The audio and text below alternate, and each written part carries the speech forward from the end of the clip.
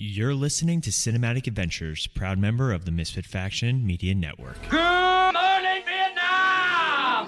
I love the smell of napalm in the morning. You're gonna need a bigger boat. I feel the need for speed. Road, where we're going, we don't need roads. Snakes. Why did it have to be snakes? Badges? We don't need no badges. I don't have to show you any stinking badges. You make me want to be a better man. Nobody puts baby in a corner. I wish I knew how to quit you. Love means never having to say you're sorry. He's looking at you, kid. Not bad. I'm just drawn that way. Hello, everyone, and welcome back to Cinematic Adventures. Don't forget, if you guys are listening to us on the go, you could find us on Podbean, Apple Podcasts, Spotify, iHeartRadio, basically anywhere you get your podcast. You can also find more of our content on our website, themisfitfaction.com. There you find links to not only this show, but some of our other shows like the Multiverse Fancast and MF Uncensored. As always, I'm one of your hosts, Paul. With me via the Zoom studio is Sean. Sean, how are you today? Feel the rhythm, feel the rhyme, get on up. It's podcast time. Did you spend all day thinking about that one? No, I actually thought that up like on the way home from work. Oh, sure. I feel like you woke up this morning and you were like, oh my God, I got it. No, I'm actually talented at what I do, Paul. You just thought about it 20 minutes ago. Yeah. What is 20 that? minutes. Oh my God, I can't. So, in case you did not understand Sean's reference or accent, we won't talk about that. But anyway, It really wasn't much of an accent. I wasn't doing the accent. Oh, okay, all right. Sure. Just zoom then. But anyway, we are celebrating. What are we celebrating? What holiday is it? Oh yeah, that's right. It's the 30th anniversary of Disney's Cool Runnings. Disney's Cool Runnings, indeed. 30 years. That's wild. Wild. That was very helpful commentary. It's like, well, what do you want me to say? You said wild. I'd be like, yeah, it's wild. I thought you'd be like, here's a segue. I have no recollection of this movie. I have no recollection of this movie in theaters, being in theaters. I mean, we were only 6, but... Yeah, we were super young when this movie came out in theaters. I definitely did not see it in a movie theater. No. This was a Disney Channel watch or, renting it from the local video store. Like Hollywood Video? This is even pre-Hollywood Video. This is like the old Mayapack Video. Oof, deep cut on that one. But anyway, so we're going to run through this movie. Obviously... It's a movie that has a very special place in a lot of millennials' hearts. I know we still quote it. We do. It's an uplifting story. It's definitely got some quotable moments to it, and it's a likable film. I mean, it's not looking to really be a huge biopic drama. It's just a lighthearted story about a ragtag team of athletes who did something that nobody thought was possible. Yeah. And this is and it's a true story. I mean, this really did happen. Yeah, back in 1988. I have fun facts about that. Don't worry. Look at you, Mr. Doing all his work throughout the day. Not particularly. I just kind of started Googling. Yeah, because Sean said 4:45, and then 4:30, he's like, "All right, go." Well, because I say 4:45, and you're like, "Oh, I only got this much time," so I'm like, "Okay, let me go." Sean, you're being speed home and try and get a little extra time. I think that you're making this all about you, and it's a little selfish. Not good enough. How are we going to be a bobsled team if you are being selfish? Well, we need 2 other people to be a bobsled team, so Actually, no, there is a 2-man bobsled, so. Dude, I feel like we'd get tired just picking the thing up. Like, just I can't do this. Well, we all know you like it in the back, so you'd probably be the brake man. Wow, that got graphic very quickly. But anyway, all right. So, do you want to start with the real life story behind this first, or do you want to talk about the cast first? Let's run through the cast first, and then we'll get into the historical differences or whatever. That sounds like a good time. In fact, it sounds like a cool time. See, there you go. Oh God! Now I just think of it's a cool party. So you want me to do the cast or you want? Are you doing it? Me doing it? You can go through the cast. All right, so we'll start off with the star of the movie, and so it's funny you say this because when you watch the movie, I don't even think John Candy gets credit in the movie. Really? When the credits roll, I believe Leon is like the star of the movie. the lead actor who plays Darius Bannock. But John Candy is, I guess, in all essence, the star of the movie, and he plays the coach of the team, Irving Blitzer. And so then we have Leon Robinson, who's credited as Leon, as Darius. We have Dougie Doug. There's a guy I really haven't seen much since the late 90s. With a name like that, yes, since the late 90s. As Sanka Coffey. Raleigh D. Lewis as Junior Bevel, one of the other bobsled team members. Malik Yoba as Yul Brenna, the fourth member of the Jamaican bobsled team. And other than that, we have Raymond J. Barry as Kurt Hemphill, Peter Outerbridge as Joseph Gruel, the leader of the East German bobsled team. Weird how the Germans are the bad guys. That's pretty much, they're really bad guys. They're just jackwagons. Yeah. That's a term I definitely knew before this movie. Jackwagons. There you go. I did not know that term That before was this movie. about it on the cast. All right. So now, when you think of this movie, what's the first thing that comes to mind for you? It's probably that quote, the cool, feel the rhythm, feel the rhyme, get on up, it's bobsled time. I think of that. I think of You Dead? That's a good one. What you smoking, man? No, I'm just breathing. Who's smoking? I'm just breathing. But Yeah. so I actually Sean, your audio cut out. my audio cut. Yeah, so you started talking and then it disappeared. We're still recording, don't worry. Okay, so is it not recording me, or is it? Your Zoom connection keeps going in and out. It's fine. Oh, okay. What were you saying? No, so I was looking at the historical differences. Jamaica was actually disqualified by the Olympic Committee for late entry into the competition, but several appeals happened, and they were able to get into it. The film implies that Jamaica was the only country from a tropical climate to compete in the bobsled at the Olympics, while they were the only Caribbean country to do it.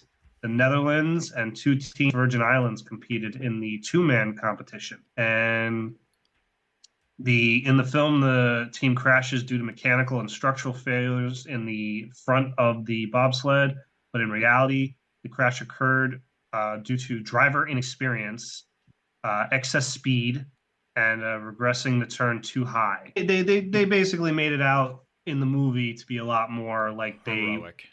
ended up kind of knowing what they were doing a little more than they actually did. Mm-hmm. All right, so I have some other differences. Do you want to do the plot before we do more differences?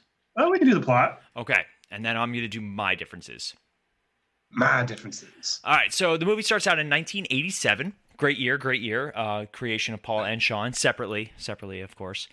And then Jamaican sprinter Darius Bannock, he's training to qualify for the 100 meters in the 1988 Summer Olympics, but he fails to advance in the trials when his fellow runner, Junior Bevel, accidentally stumbles and falls, knocking down Darius and another competitor named Yul Brenner. So imagine you're at the Olympics and you're like, all right, this is my time to shine, and oh my God, this guy fell on me.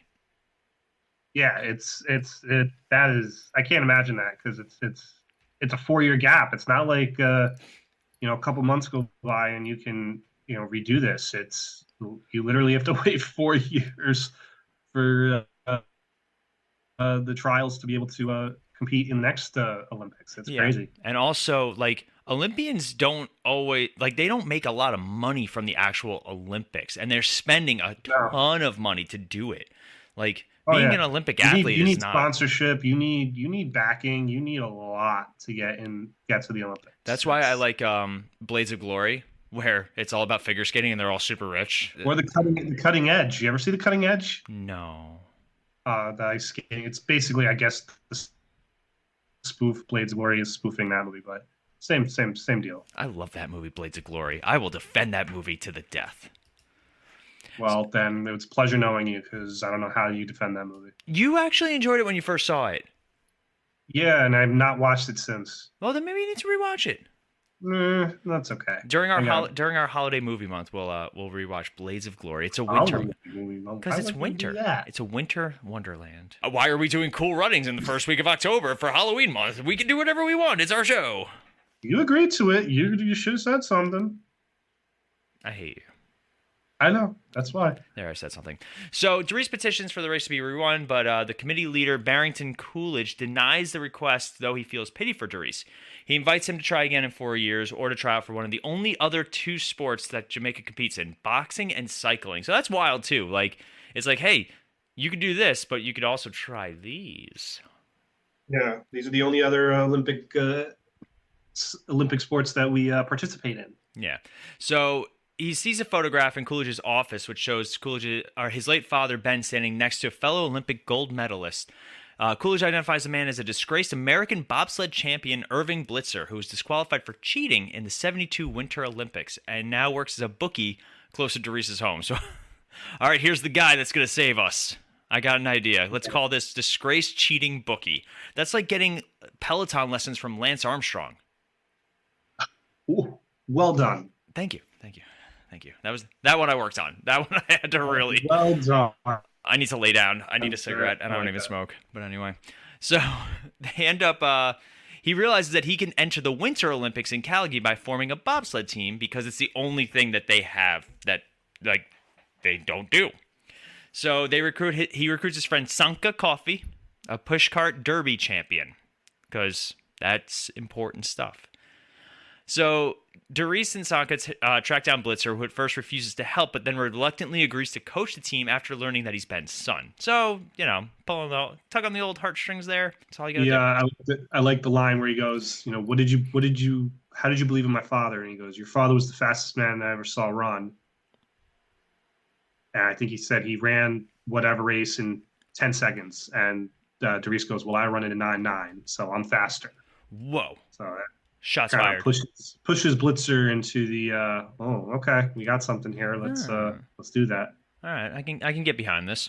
So they try to do a recruitment drive, but it totally fails until Dries and Sanka stay to the end of a preliminary meeting, and Junior and Yule arrive late. And that's what gets the team They together. show all the crashes. That was funny. It's like, oh no, your bones will not break in a bobsled. They will shatter. That's horrible. Imagine. I can't imagine. Like, just that's how we're going to recruit people. This is the way, guys. This is the way. But yeah, so they decide that they're going to do this 4-year team, and Junior, like Dries, is it Dries? Am I saying? I think it's Dries. Yeah. They don't want to wait another 4 years to enter the Olympics, and Yule just wants to get off the island. So they train with Blitzer, and Coolidge refuses to provide them the $20,000 needed to participate. Yeah, it's a lot of money to just do the Olympics. Stupid. And he thinks it's because of their inexperience. It's going to bring shame to Jamaica. Shame. Shame.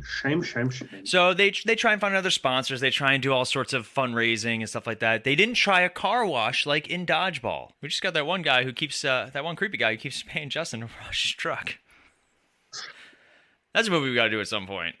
Or the car washing grown-ups too. Yeah. Oh, that's in my brain. Your car is so dirty. Oh God. Oh jeez. All right. Anyway, now that I'm traumatized again, so it ends up Junior sells his car to finance the trip for them, which is being the guy. You're the guy. He feels responsible for them being in the position that they are. So he's like, you know what? I want to do this. Yeah. So they make it there, and Blitzer registers the team, and he borrows a bobsled from Roger, one of his past teammates.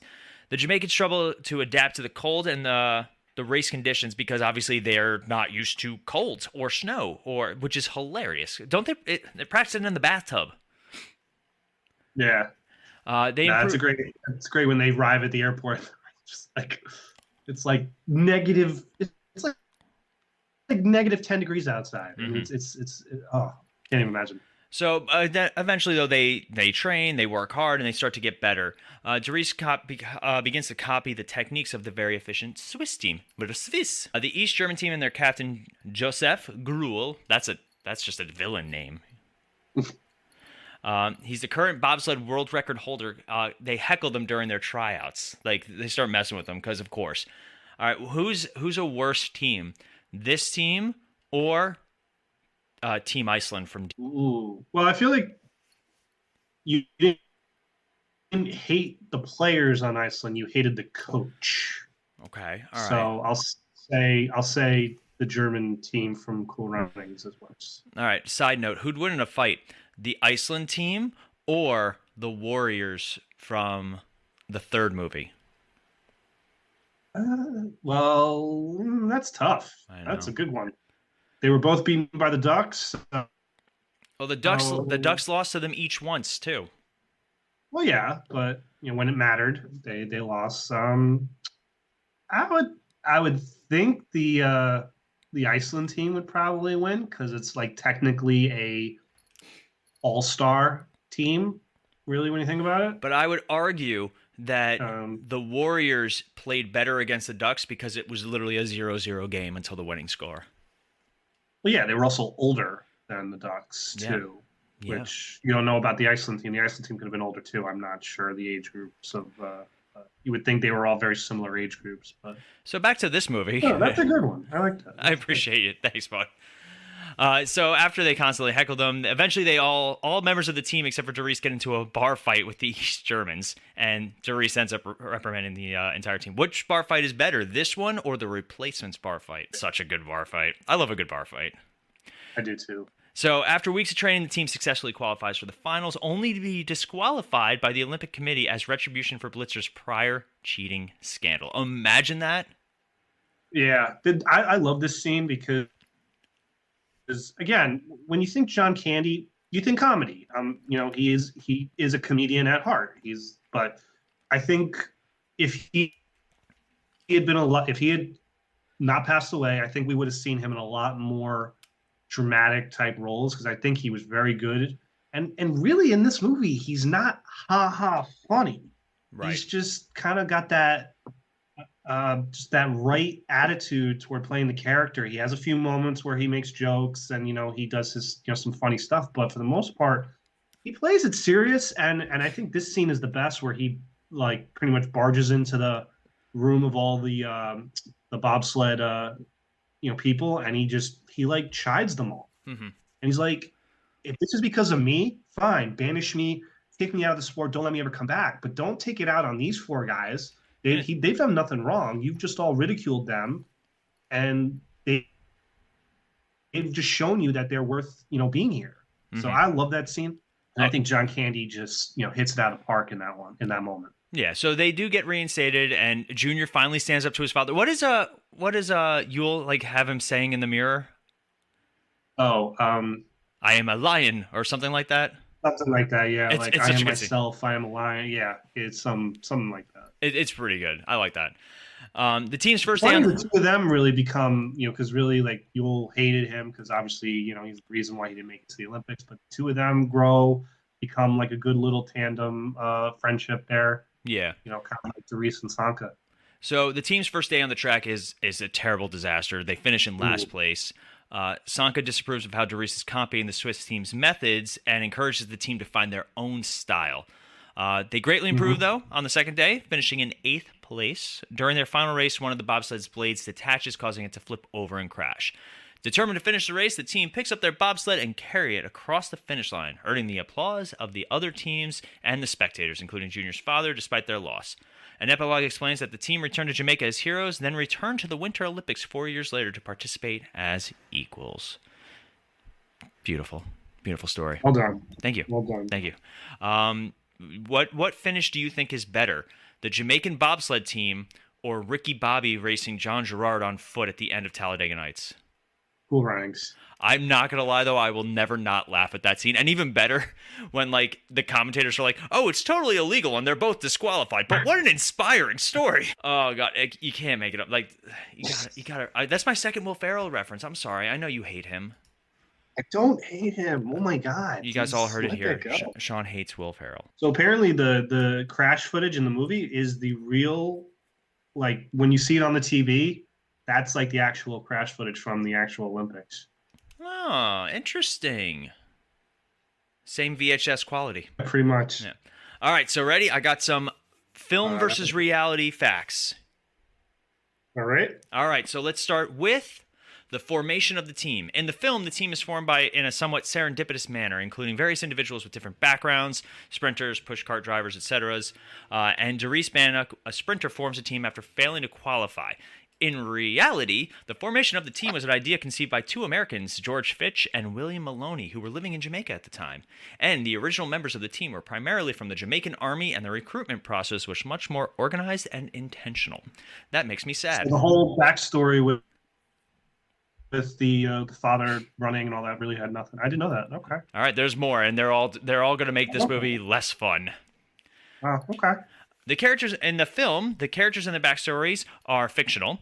The team members in the film have varying degrees of bobsled knowledge and athletic experience. In reality, the real team members were Dudley Stokes, Michael White, Devin Harris, and lastly Nelson Stokes as an alternate. And they had a rigorous training schedule and were dedicated athletes, albeit without prior experience in bobsled. So at least that's on. All right. Still there, yes. This is going to break your heart. You ready?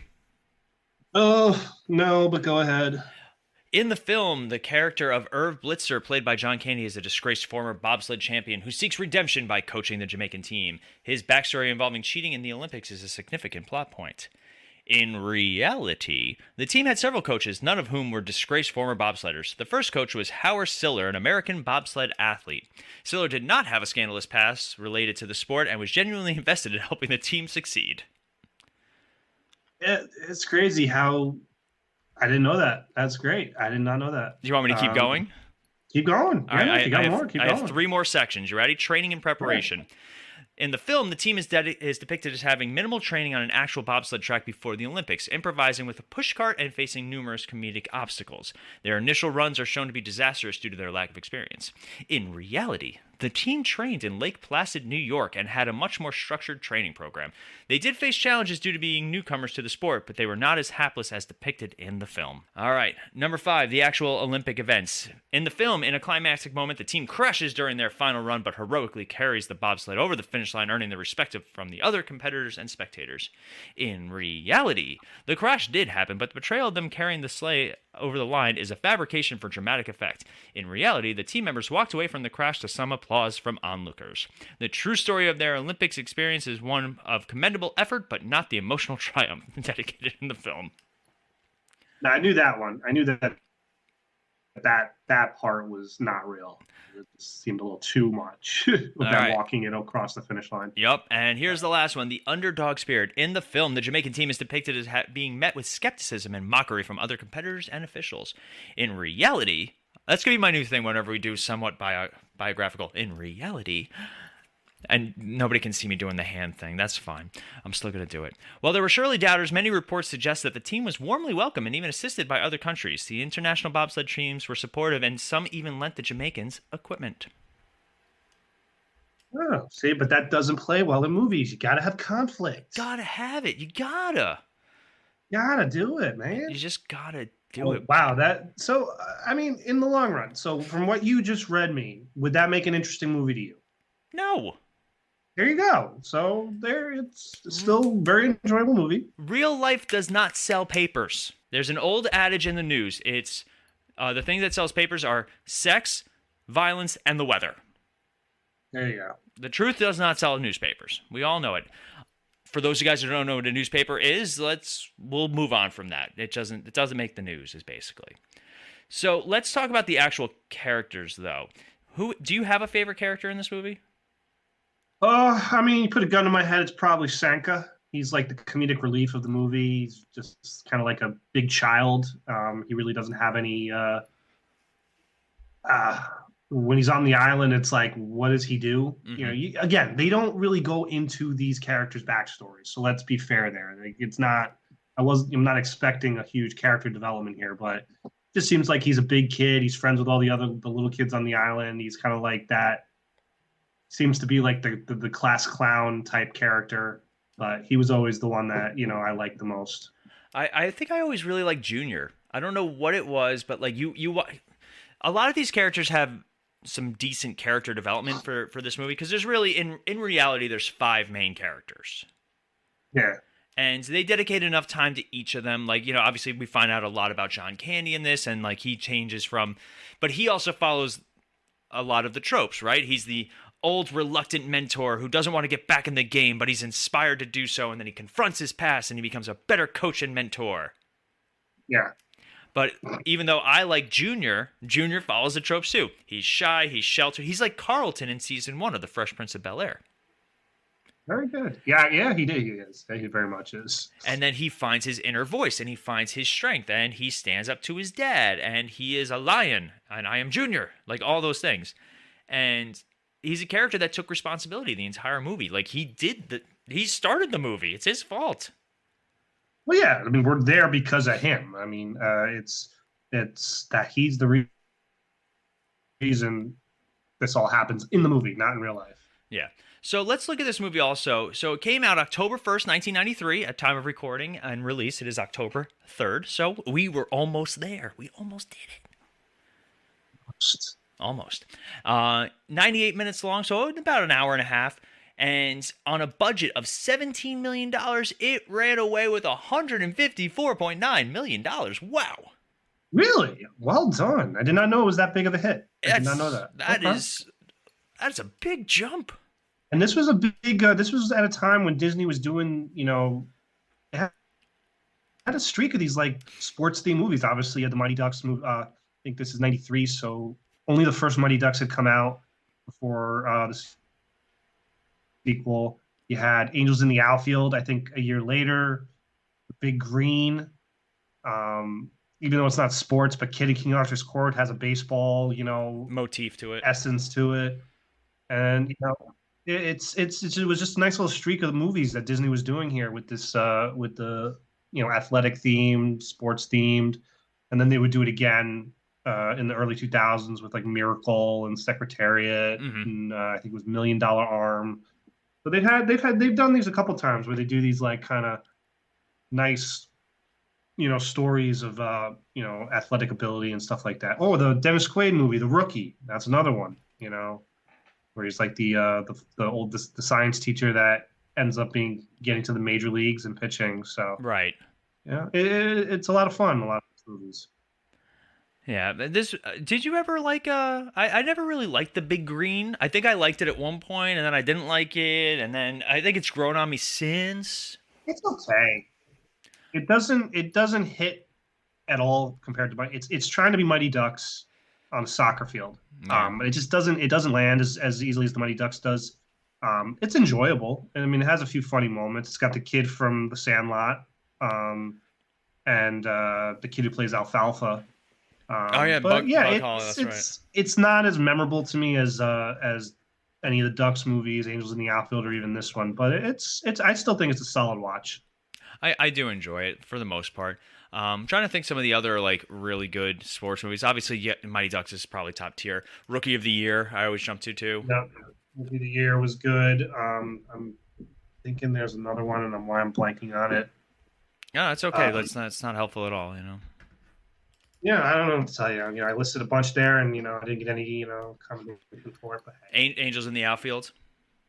Yeah, I said that. I know you did. Let's see. I'm trying to think Angels in the End Zone. I think I did see Angels in the End Zone. Oh, I remember seeing that, and that just after the father dies in the first like 10 minutes, I was like, I don't want to watch this movie anymore. Come on, we got like sadder than it needed to be. Yeah, and the first Angels in the Outfield is pretty sad to begin with. Yeah, but it didn't have that. It didn't punch you in the gut like that one did. No. Star City rating for Cool Runnings. Star City rating, I give it a 4. I'm gonna go 3.5. It's a movie that like I don't think I've ever put on. Like literally went to it and been like, we gotta watch this. I feel like I've always watched it when somebody else is putting it on. Well, no, see, it's a movie that every like couple months I'm like, let me watch this again. And now, obviously, with the Disney Plus, makes life a lot easier. I remember when Disney Plus first came out, and like we were trying to watch Cool Runnings. It was like not available until this date. We were just like, what? Oh God, they were rough. Yeah, Disney Plus did not play around. But I love this movie. I think this movie is very rewatchable. It's just a great story, and the actors are all really good in it. It's a time when you really like that stuff. Yeah. Now I want to watch sports movies. Dang it. I'm trying to think of another like Olympics movie, like a movie about the Olympics that comes to mind. Maybe about the Olympics. I know, that's a tough one, right? Yeah. Like I said, Cutting Edge is I don't think it's the Olympics, but I think it's like trying to get to the Olympics or something like that. Eddie the Ice Eagle. skating. Eddie the Eagle. I know, it's worth a quick Google. Yeah, no, I'm trying to think myself, and I know Disney didn't do any other. I don't think Disney did any other movies where the Olympics was like the overall goal. What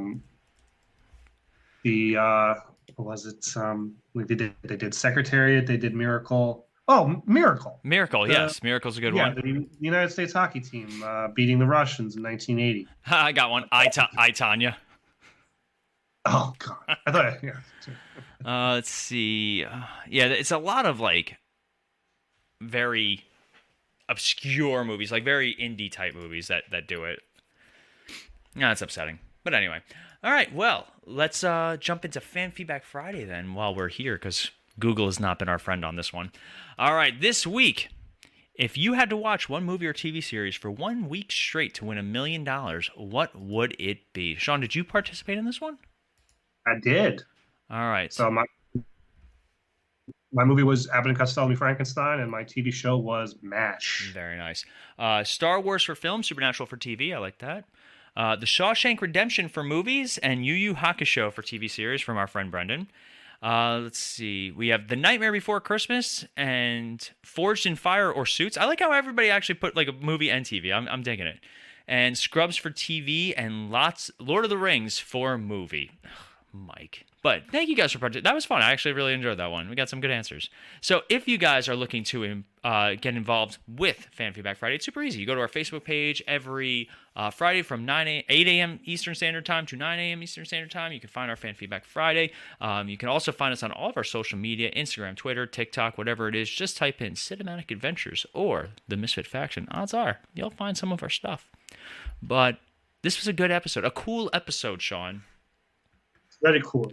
Very cool. And on that note, we're going to wrap it up. No cool part. See, I knew it. I knew you were going to do it. I knew it. Even with the Zoom delay, I tried to get away from it. Monster. What you love, Paul. I hate you. So that's going to wrap us up for today. As always, I'm Paul. I'm Sean. And we'll see you guys next time. Hey guys, it's Paul, and the Misfit Faction is looking for your help. We are trying to grow not only our network, but also grow our brands, and the best way to do that is if you guys are looking to start your very own podcast. Maybe you guys have been listening to us for a while. Maybe it's something you guys have always wanted to do, but you're not sure how to get started. If you go to podbean.com/misfitfaction, you guys will get a month of free podcasting on us. That is a gift from us. So make sure if you guys are looking to start your own show, you reach out to us and go to podbean.com/misfitfaction. Also, maybe you guys have your own online business or service that you're always looking to grow, and advertising is a very big part of that. If you guys go to sponsorship.podbean.com/misfitfaction, you guys can get $100 worth of free advertising, again, as a thank you from us to you guys. That's sponsorship.podbean.com/misfitfaction.